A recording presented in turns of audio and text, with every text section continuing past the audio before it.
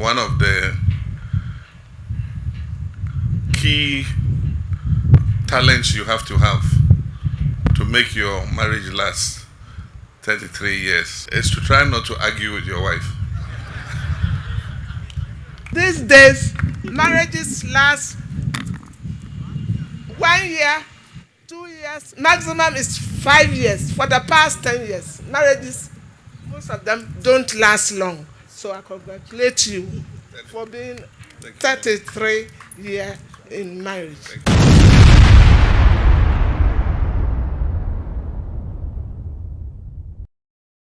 And now John Dramani Mahama one ne hokani Lordina Mahama mame ahonfe eja Ghana fo nyina mame ene Ghana fo nyina papa omo 33 years omo ware ranyankopo omo years omo dia what say obi fie amanfo ene mpena twa kura na twe 2 months na agu dia me dia kura dia acha kura 6 months na agu chese awari yenim se boy say aka se be wari bi ya mpena 2 months 3 months na agu yeah, I love you. I can never live without you. 2 days pepe ukwase o Jimmy no one fan so me so ahun o frame bia be hu eno am no yako o say 3 days pe o pe na say pacho can you send me money for pizza when I was say kunkum yakati no relationship agu say ya ne dey atena sa be si ne but your president or president of examples John Dramani Mahama na yere Lordina Mahama na mini so ma wari ache sa 33 good years. Now when your mama say obeka say me akire mo emema mo fon tumutrim na mo fon sua de o say one o yerete na pese mo tena che edited 3 years say ono ne yere edited 3 years ya o kan secret ba kwa akire bema o say we no e mema nko na o ka akire muti man na mo nkata maso mana ya mutaba me comment section na che ne me pese mo comment mu nyama mema no mu na mo nkata maso na me kan kire mema no nko a o say mema ono o yerete na pese mo tena che pa se mo bedi etinye ho because mudi etinye peka che oban se bacho ode ne we right o si okai ni 31 mudi 31st anniversary na omkotra mo sofu enim na sofu ni omudi nkomo na sofu wish you happy 31st anniversary say thank you and so mu ha na ma relationship na chese no so eja oban se ye yo no a ono ne calmness ne na homra se ne ntokwa on penti yes an kan dako mako bebre ye man gawari nagu ana pije mama say iwa ayamia mi mom na me me kam na de omuye na ne ko se ne pastor ne hwe ne style bi uye no ka say o say woni se sa tinye wi okugwa goto aso fi nwi ni on ka say kafra na me nim se sa ne o say hwe o kan ye na ko ka say o fi me o aso bi be kama bi be ko do so ne me nim se sa so hwe o so ko fi no say Ghana for Mami Lordina Mahama, Mammy had a new style be or the hair no, and not the empowerment say me that last part. Was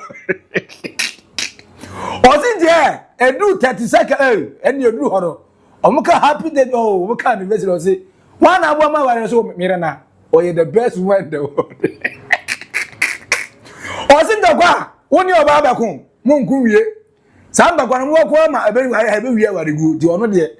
No kwenya mienimie on hano honko enkodi etinye bia biu wajia bani na wajani na Lordina Mahama nti ene omo 33 years anniversary no afutu de Ghana fo se obu aba mamoni ye de amaye no Ghana fo filiga saban papa na bo Mahama is the hope mo kanina no mo kai se afutu e wo de mamo. One of the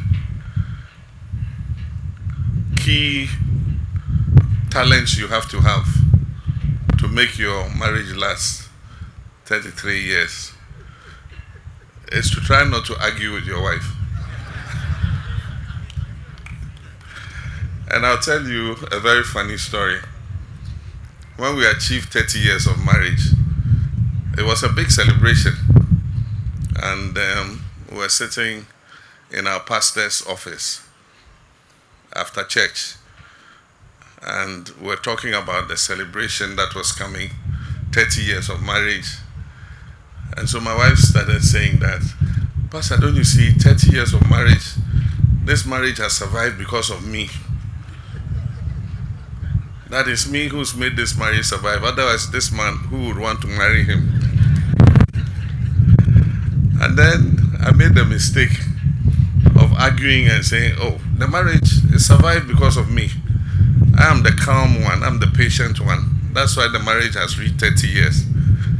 And we're arguing. My pastor was looking at me in a very funny way.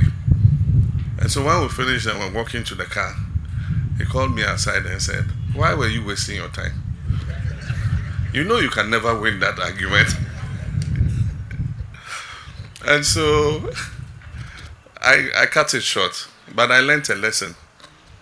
So the next year was 31 years of marriage. And we're sitting in the same pastor's office.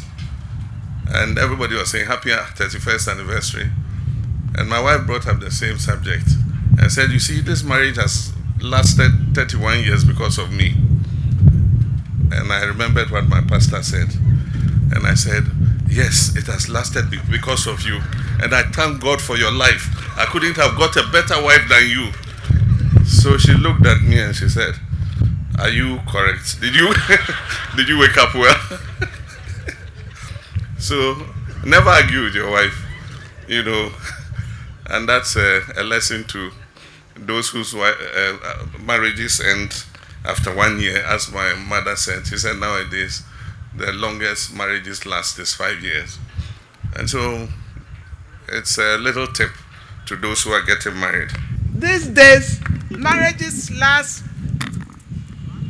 1 year, 2 years, maximum is 5 years. For the past 10 years, marriages, most of them don't last long. So I congratulate you for being 33 years in marriage. Thank you, Mama.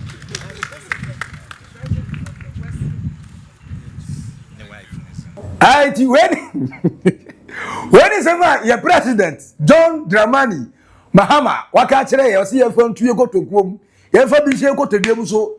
Now, you ever been to your trim? A tot debina years pet, young for your son, see you go to Yoso. Makai. A tot any years to pay this every tree, Yabekai. A tot debina year fear. Young for your son, she go to Kuni because only your baby the 18 year, a told chat. In this fight now. Mention them your formula. When you married once for the be a more trempano. Me formula and say, and you and how only your burn yet in it. Only win it. But I don't demand Mahama the enemy. For Basso Yakala, only I collaborate with the the Obecabiano, Obecasam Fro. The Obecabi Obetia Sefro. Emma, adult babies. They speak on emotions. They speak on moments. They have no time on work. On can you create the obey no your boss or obey no one know we na basa. And the area was information we say we ramu. Again, namu, wakaseti yaw. And the man could yet know. Or the baba could mean me and say on petra so was on a call. Foul phone, let's say me so. Concentrate to a team and so. Channel.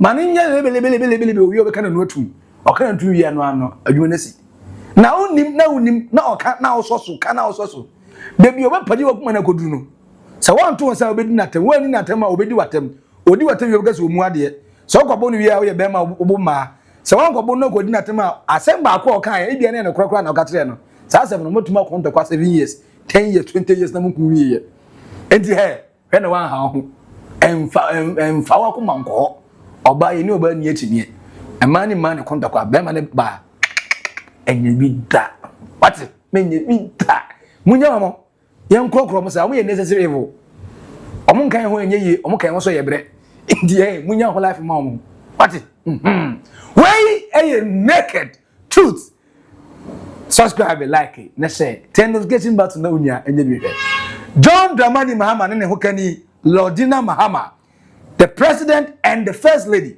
and your almost 33 years anniversary when they got married.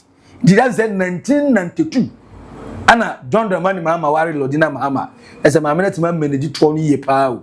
Cause 20 den kamano munyi no mo nanka e depreciate but we still na heavy. And as na 1992 na more heavier.